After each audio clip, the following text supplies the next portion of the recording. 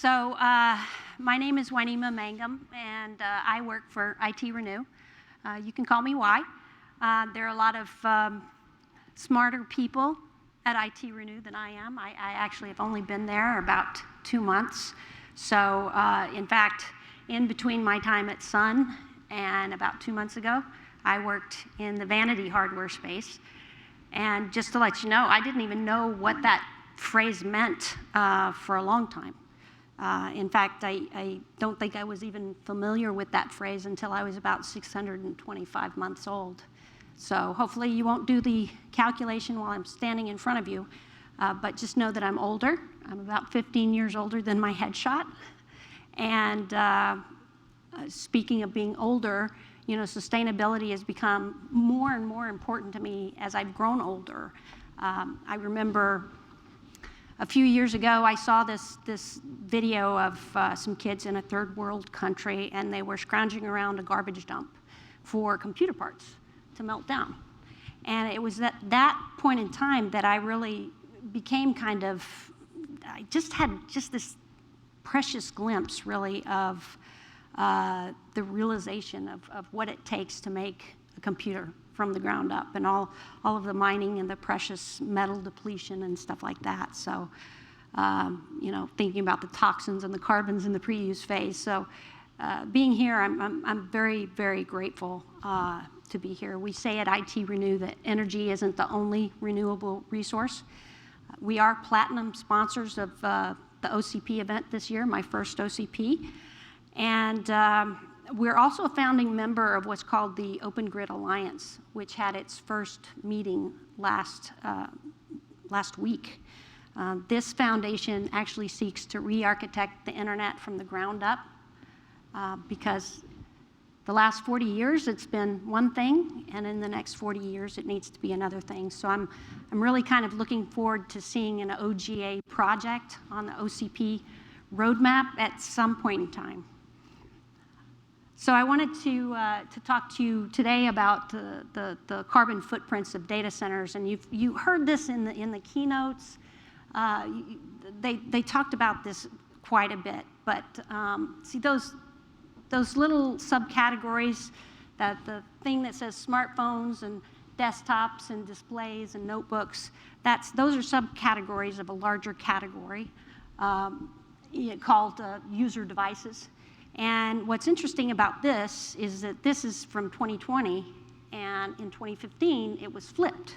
So user devices was the large part of that, and then networking, and then data centers. And now data centers is the large part of that. And as we move into the future, you know, we know that by 2025, data centers are expected to be between 20 and 30% of the world's energy consumption, basically. And as we move things to the edge, I think things are going to look even more differently than that. So at some point in time, I do think that they'll take data centers and segment those between what we think of as traditional data centers and edge data centers, because that's a very large growth area. So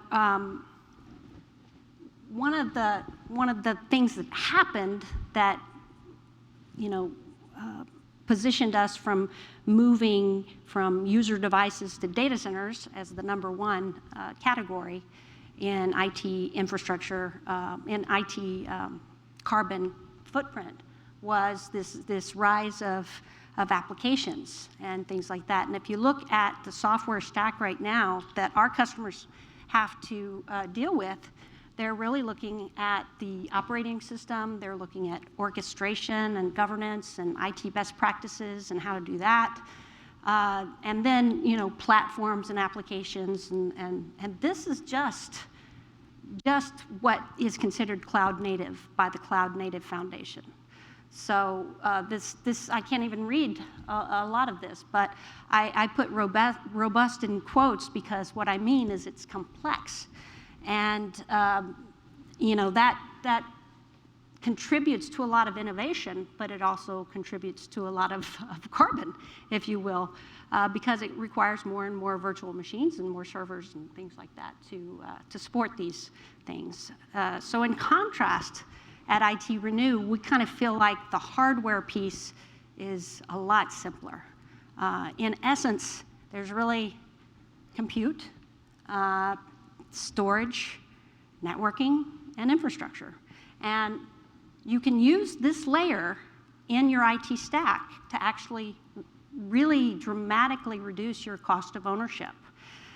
Sometimes with our larger customers, we've seen they can save millions in carbon credits alone, all while getting the scale they want from storage and the performance they need from networking, and their data center doesn't need to be redesigned. So if you look at the cloud-native stack for us from an IT Renew perspective, it's a little bit simpler than what I showed you from the cloud-native foundation. Basically, if you have an application or a platform that sits on top of the operating systems that we support, well, then it's going to work with what we do. But as an aside, I want to talk about virtualization for a minute, because a long time ago, I wondered really why our customers would put another layer on top of bare metal. And the reason for that was operational standardization. But what virtualization has also done is it's delivered billions of kilograms of savings in terms of CO2 in the atmosphere, because our customers no longer have to buy physical servers for everything they want to do, for every different thing they want to do. They can have virtual machines that have a bunch of different applications on them. And as a vanity hardware provider, I remember when we were worried that virtualization would actually decrease our server sales. And what happened was kind of the opposite, because it spurred a lot of innovation in the industry, because, again, you didn't need to buy the physical infrastructure to do innovation. You could do it on fewer servers. But really, when it comes down to it, if you're looking at virtualization or containerization or open source or whatever platform, doesn't matter. It works on open compute certified hardware, basically, or built to open compute standards. But again, this is kind of a look at what our typical customers do and what most customers do, right? But the interesting thing about IT Renew and Sesame, which is a little business unit inside of IT Renew, is that we can bring resources, especially engineering resources, to bear if our customers want to do something that's not so typical. So in this case, one of the things that we have at Sesame is a brilliant engineering team who can work with our other companies with really innovative ideas and help bring them to life. And this is an example of a use case that falls outside of our typical use cases. And this is a company called Block Heating. So the founder of this company, his name is Joran Burks.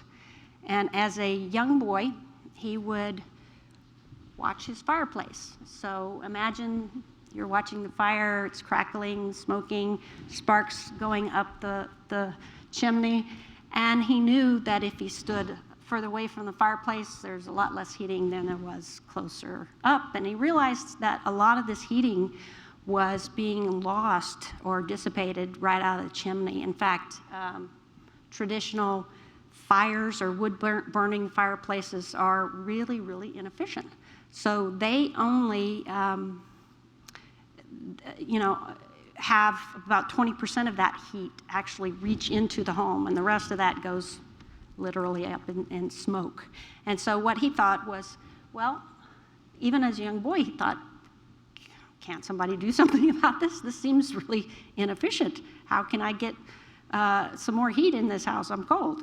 So, fast forward to 2018, when he founded the company in the Netherlands, he took that same notion and he applied that to data center infrastructure.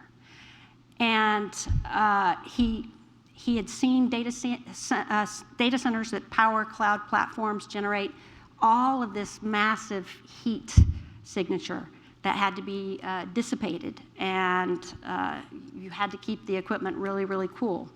And that heat dissipation really typically takes the form of air conditioning. And that accounts for as much as about a third of a data center operator's budget in terms of electricity. So this is actually one reason why the IT sector is expected to account for 20 to 30% of the global electricity consumption by 2025 that you've seen. So one of the things he also understood was how greenhouses worked at that latitude. So there are hectares and hectares of greenhouses in the Netherlands that require heating, year-round heating, in order for the plants not to freeze. So what he did is he kind of combined those industry needs, the data center and the greenhouses, and they came up with this heat recycling process. So in 2019, they launched their first pilot program. What they did was they took the heat sinks on the server CPUs and modified them in such a way that they were water-cooled. So that warmed water could then be redirected to the greenhouses next to the data center. So there were two benefits to that, actually. The first benefit was they harnessed the superior cooling power of water versus air. So flowing water is much more effective in terms of heat dissipation. It actually takes a much smaller volume of water to remove the same amount of heat. And second, the water cooling actually provided the greenhouses with this really viable method of ambient heating that was more efficient and affordable than conventional natural gas. If you've ever been in a house where the floor is heated, that's ambient heating. And so the warm air is really difficult to transport and to store, and with water, they were able to use existing pipes in the greenhouses to distribute the heat more evenly throughout the facility. So you see the quotes up there, saving 20 to 30% on air conditioning costs by going with the decentralized approach. But they can also save on construction time, so they could get to market faster, really. Because they didn't have to build anymore these secondary air conditioning HVAC systems in the data center. And if you've ever built or engineered or seen the plans for HVAC and been involved in that process for your home, for a new home you're building, you'll remember it's quite complex. So imagine that in terms of data center. So that enabled them to get to market quicker. It enabled them to save money on air conditioning, installation, and ongoing costs. And it was this very innovative model that we helped them with basically implementing. So someone said in their keynote this morning, it keeps going forward. Someone said in their keynote this morning that 2025 was a tipping point. I actually think the tipping point has already occurred, if you want to talk about a tipping point in terms of climate change. But we can only work in the here and the now. So everything we do from here on is absolutely critical in terms of climate change and the future of humanity. Which is very important to me because I have a 10-year-old daughter, and I think a 24-year-old son. I think a lot about the world that we're leaving to them, and so it's a really important thing to me. And so what we're doing at IT Renew is we're showing how we can enable really sustainable IT at lower TCO, at a quicker time to value, and ROI. And do it faster so you can consume IT instead of build IT. Looking at the larger picture and bringing you back to my story about seeing those kids, scrounging for computer parts, we often don't consider what it takes to really make and to throw away and recycle what we consume. So in IT, there's this pre-use phase that includes all of the mining of the precious metals. And now I think we're going to have to start mining the ocean floor, for Pete's sakes, for these precious metals. And that pre-use phase is a huge part of your carbon budget. The operational phase is what we're used to seeing. That thing in the middle, that's basically the electricity and energy needed to run your data centers while we're using them. But then there's the post-use phase. It's a much smaller piece, but still something to consider. There is still carbon associated with recycling and end-of-lifing IT equipment. So all of these things we have to consider when we're thinking about the total carbon budget of a data center. So this is from a case study that we did a couple of years ago, and if you consider the pre-use phase, and you consider the operational phase, and you consider the post-use phase, what we found is that, between the traditional approach and what we call the circular economy for the data center, you could save about 43% in total CO2. So that's really significant, and in fact, we need to do even more. So there are also huge benefits to the circular data center approach. In fact, you can actually make sustainability a very impressive competitive advantage if you think about it. So first, on the left-hand side, you've got the environmental benefit. You immediately eliminate 75% of the CO2 tied to the original equipment manufacturing. Okay, that's the pre-use phase stuff that we were just talking about before. Second, on the right-hand side, there's the operational benefit. OCP standards-built hardware is much more efficient than vanity hardware. Early on, it was 38% more efficient. I'm seeing things that say it's 33% more efficient now, but it's somewhere in the 30s is certainly really, really good. And very impressive. And third, there are financial benefits in the middle that actually are tied to all three of these. But if you only consider the cost of renewed infrastructure alone, that's about a 50% lower TCO than brand new hardware. And that's if you only consider the financial benefit tied to the equipment, not the savings you get from the carbon credits or the lower electrical usage. So Sesame Solutions actually enables you to get more for your IT dollar. We know that budgets continue to be constrained. There are supply chain issues. We own the supply chain. It's a closed loop supply chain. There's plenty of it. So the supply chain constraints that you have right now with getting chips in, for instance, we don't have. So that's very different, in fact. So we like to say we make it easy to go fast and grow fast. So just to kind of give you a peek under the covers, these are completely built and engineered from the ground up. So we do take the pieces and parts of components that we've taken from hyperscalers, and we put them together in brand new OCP standards-built solutions. These are recertified. These are warranted solutions, first ever line of recertified and warranted IT data center solutions. And we build them and engineer and test them as a single stack, a single rack in building block components. So when we test and it meets our quality standards, we put them in a crate, we ship them to you, they get to you, you take them out of the crate, you power them up. So now you have IT in hours instead of in minutes or hours instead of hours or days or however long it takes. This keeps going up and down. I'm not sure why. My apologies. And so they're all built with the same common platform, and they're purpose-built for your specific workloads.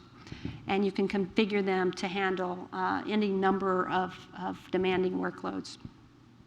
So we do work with our software technology partners to ensure they're certified, Red Hat, validated, certified, whatever it's called. So with Red Hat, there's a certification, VMware certification, maybe SUSE, there's a validation. We work with those partners to make sure that they're going to operate and be fully supported in your environment. And there's really complete flexibility in terms of scale and capacity. You can start with as few as 4 or 6 nodes and go up to 96 nodes in a single rack. The nodes are all connected to top-of-rack switches, and basically there's no data center redesign in terms of power or networking that's required. These are all based on open compute. That sometimes leads people to believe that you have to redesign your data center. It's simply not the case. So these are actually the same outside dimensions as standard racks. And lastly, we do this without any compromise at all. You get all of these benefits along with the TCO and the time to value, and you don't have to give up anything in terms of performance or operationally. So we do have a booth on the main floor, and in our booth there's some iPads, and you can go in there and you can configure. Just go and answer a few questions about your workloads, and what we'll do is we'll give you a personalized configuration. It will tell you exactly what we think you need in terms of your workload, and then you can have a personalized data sheet to go with that. So definitely visit our booth, stop by, mess with our digital rack, download these resources, check them out. It's always good to educate yourself a little bit more on what circularity means and the power of these kinds of economics in your data center. I'm really honored to be at OCP and a part of the OCP community now, so really appreciate your time and your investment in learning about us and about data center circularity. Thank you. Any questions? If you have questions, you can get me over here or ask them now. Hi there, I have a question, and maybe the first link on this slide answers it, but the calculation of the carbon reduction by 75%, I do these kinds of calculations, and it's very hard to find data about it, so I'm very curious about the underlying data and how you arrive at that number, if you're using spend-related data or if you're using actual IT hardware-related data. I'm going to have to point you to our president, Ali Finn. She actually did this case study before I was here, so I don't want to lead you down a path. But basically, we used graduate students to come in and help us with these, and we're actually working on and have just completed a new case study on that, but we haven't kind of let everybody know what those results are yet. Okay. So this is older, actually a little bit older data. I think the newer data is even better. But if you consider basically what we're talking about there is you're eliminating all of the mining of the stuff you pull from the ground, right? And the shipping of these materials to be made into metals or whatever, and then the shipping of those materials to be made into components, and then those components to be made into solutions. So the assumption is that there's no need for any new equipment whatsoever. No, that's not a good assumption to make, and that's not something I'm meant to make. This is just a brand new way of looking at how to use equipment you already, that's already out there. So when I was in Vanity Hardware, we would actually work and sell equipment according to the tick-tock of Intel.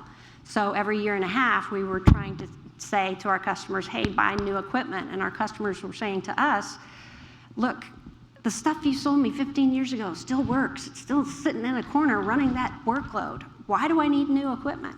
So this is for the customers who want to maybe modernize their data centers, but they don't they don't want to buy brand new necessarily, or don't need brand new. So people who need the brand new equipment are the ones that need the higher levels of core count, which isn't the typical instantiation of anything. So if you go look at VMware, look at Microsoft Azure Stack, ask them what the traditional or the average core count is of what their customers use, and they'll probably tell you something in the middle of the core count that's available in the CPU stack of whatever generation they're talking about. So for instance, a CPU that has the highest level core count of 28 cores, customers are probably using half of that on average, like 14 cores per CPU. And those are the cores that they're buying. So we've been overcoring for a long time. And what that's done is in vanity hardware, that's actually sent us down this path of having to reduce density from like 16 blades to 12 blades, 25% in Gen 9 alone, because of the power required for more and more cores, which powers higher power memory and higher power storage, and it just goes on from there. Yeah, and maybe we can talk more offline. I don't want to I'd love to. session over, but I'd love to. Yeah. I think it's very delicate when you're talking about the data and what burdens are actually being avoided, because maybe you're reusing things here, but is that cutting down on the total demand and the total production, or is that simply accounting for the marginal increase in demand? So are you actually reducing the total carbon that's going out into the atmosphere, or are you meeting marginal demand, or are you actually, anyway, it's complicated. But come to our booth and talk to us about it, because there's I'm just curious how it was calculated. Because there are standards under development right now for calculating this very thing about circular economy, and it's a even just being able to define what it is and who gets to take the credit for the recycled hardware. Is it the manufacturer? Is it the first user? Is it the second user? Is it the refurbisher? It's very, very complicated how it all sets up. Can I actually talk to you for a minute? Yeah, absolutely. Sure. Okay. Yeah. I'd like to introduce you to a couple of people, actually. For sure. IT Renew. Anybody else? Similar question, just on the, it's because I've been asked about it since it was brought up at the keynote, but the total energy consumption of 20 to 35% by 2025 of data centers. Yeah. The source for that, I've heard that number. I've heard a number. I've heard 20. I've heard 30. Yeah. Somewhere in the, People are asking me now because I'm supposed to know, and I'm just curious if you, off the top of your head, or is that another one of these, like, go look it up with Ali or something? No. Let's see. So, so I don't know what you use for business intelligence, but there's stuff in Statista. I think IDC even has something. We use IDC a lot. Yeah. I think that's where I saw it. Something in there. Yeah. So, and Market and Markets has that kind of data in it and things like that. Okay, I'll go find it. Okay. I just twice, and I didn't. Yeah, that's answer. well. There's like I heard 20%, but that was a couple of year old statistic, and then 30% was a more recent statistic. Okay. So. Thank you. Yeah. And the other conversation I'm curious about too. I come from the storage side. Oh yeah. Boy. And creative accounting is a pet peeve of mine as well. So, Yeah. Thank you. Yeah. Well, one of the things to know, and just to clarify here, is that storage is actually one of the things that we don't renew. In fact, our hyperscalers want us to not only inventory the storage that comes in, they want us to erase it before we shred it. So all of any storage that's associated with IT Renew, with Sesame Solutions by IT Renew, that's brand new storage. Yeah. There's a perception, first of all, most storage is, today most drives are SED. Pretty soon they will all be. That's encrypted. You can't get the data while it's at rest. Then you can certify erase it with ISO standards, NIST standards. Even in the coming era of quantum computing, that data is not recoverable for generations. But there's both a perception and some government agencies that absolutely require shredding of drives. Yep. And Yeah. like you said, erase and shred because Yeah. nobody wants to lose their job. Yeah. It can destroy companies. It's just a mentality Absolutely. that has to change, and that's my perspective. So. Well, I'm surprised in quantum computing that things wouldn't change. Yeah, well, I mean, quantum computing is a threat in the back of people's heads because some of the encryption standards we use today are not quantum computing resistant. Say in 15 years from now or whenever quantum computing comes about. Right. But some are, so that's a whole security side of the house that Oh. it gets complex, but we can't continue to shred tens of millions of drives a year and achieve anything that you have up here. So are you going to be around tomorrow? I'm speaking tomorrow on this for Okay. 10 minutes. I'll be in the booth tomorrow morning, and you sound like a guy I'd like to talk to about computational storage. Oh, yeah. Yeah. Sure. Okay. Anything else? Thank you. Thank you.